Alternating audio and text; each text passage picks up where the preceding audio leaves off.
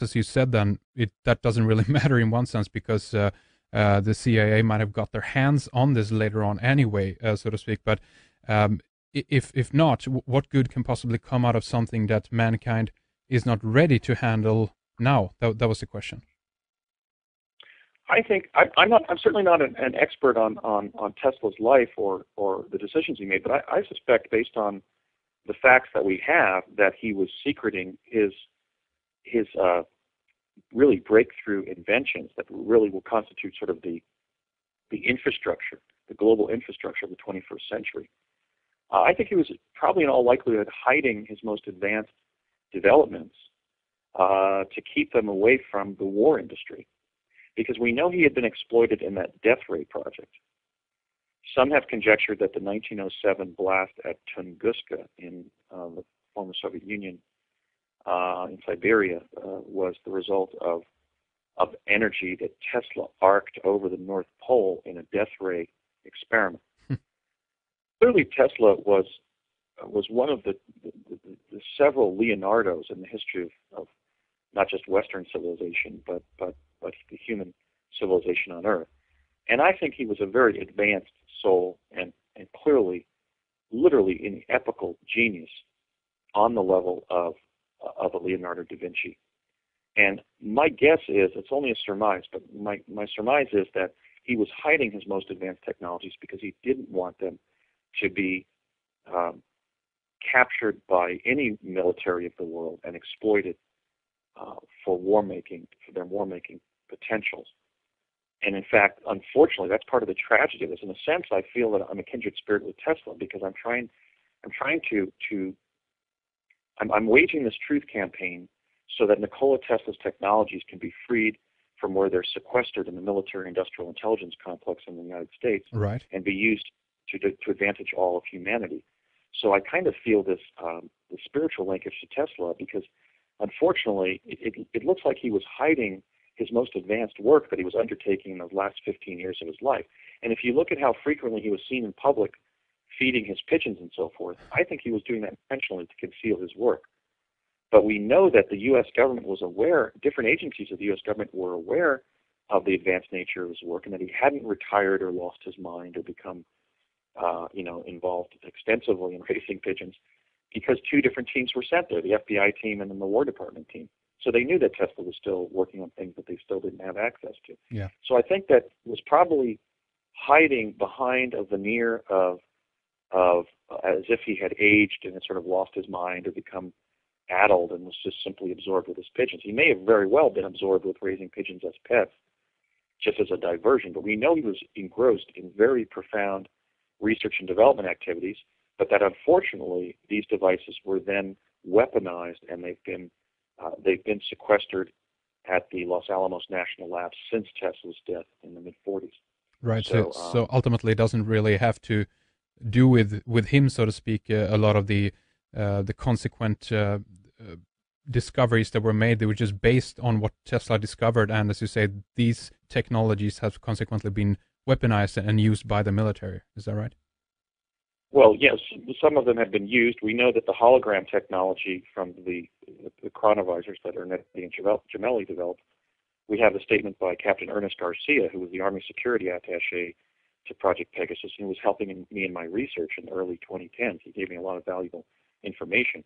He stated that we used holography to deceive Saddam Hussein's regime that we were invading Baghdad with literally thousands of tanks during the invasion of Baghdad during the Iraq War, after the bombardment there. Yes. But no, going back to Tesla, I don't think that Tesla was keeping his leading technologies from humanity. I think he was trying to protect them from the military-industrial complex on behalf of humanity. And unfortunately, he knew what he was doing was the emergent technology of the next 100 years, and yet he had to continue to develop it, but at the same time he had to hide it from them.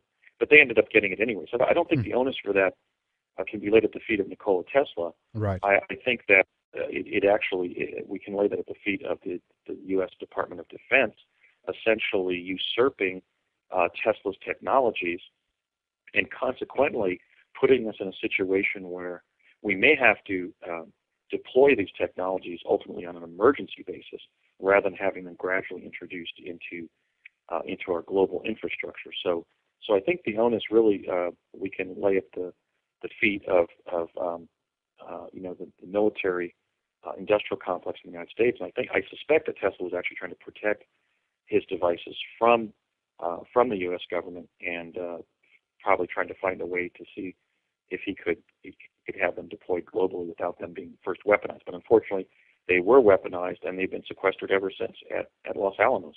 And that's the true history of U.S. time travel research, is essentially the sequestration of Tesla's cutting-edge technologies, and so that the time-space age was essentially stillborn.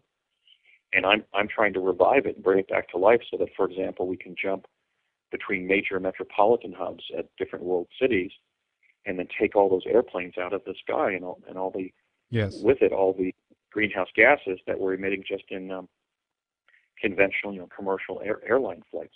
And it would be more comfortable than to sit in an airplane for 16 or 20 or whatever how many hours it is as well. So why not, huh? Yeah, well, think of London to Sydney. That's a 24-hour flight. Imagine lasting several seconds rather than 24 hours. Exactly. Another one simply wanted to know if you had foreknowledge about 9/11 or not. I did, but when I discuss what I had foreknowledge of, people become confused and they think, well, he was a kid on this project, so he brought all these data points forward.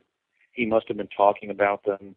He must have been waiting for the individuals that had been identified as future presidents of the United States, for example, to get elected. It really wasn't like that. I mean, if you think of how many people you meet and how many bits of information you process just in one day, it was different than that. I basically had a set of exposures to future information, and it was only after those events happened that I was able to say, oh, I remember hearing about that when I was on Project Pegasus.